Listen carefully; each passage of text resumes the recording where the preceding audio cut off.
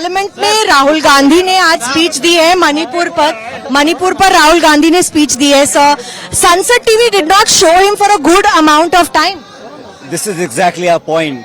There is a clear bias in the way the government functions. Rahul ji आज भाषण दे रहे थे when he spoke. For the national TV not to show the person who is speaking shows a clear bias. And this is what we are against. We should have an equal platform to voice our concerns. Speech in Parliament is one of the most important things an MP does.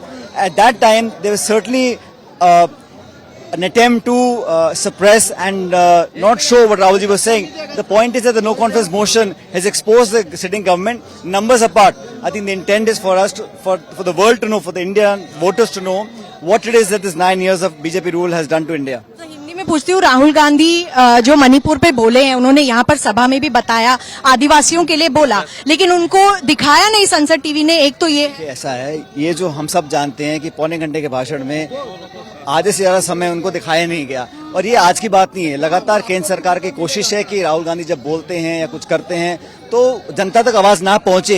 ये एक षड्यंत्रपूर्ण तरीके से काम होता है। मुझे लगता है कि जनता इस बात को समझ रही है।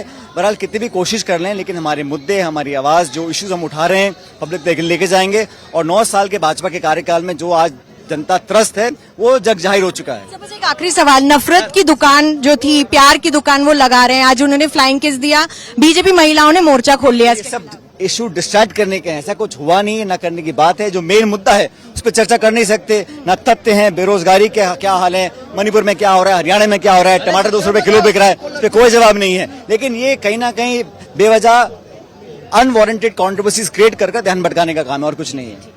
पायलट, बहुत बहुत धन्यवाद हमसे बात करने के लिए। यहाँ पर जनसभा जो थी राहुल गांधी की इस वक्त समाप्त हो चुकी है, लेकिन सचिन पायलट ने सीधा सीधा कहा है, जब राहुल गांधी भाषण देते हैं तो उनको दिखाया नहीं जाता है और बाकी मुद्दों से भटकाने की कोशिश की जाती है। प्रीति श्रवाल के साथ मानगढ़ राजस्थान बॉर्डर से मिलन शर्मा, आज तक।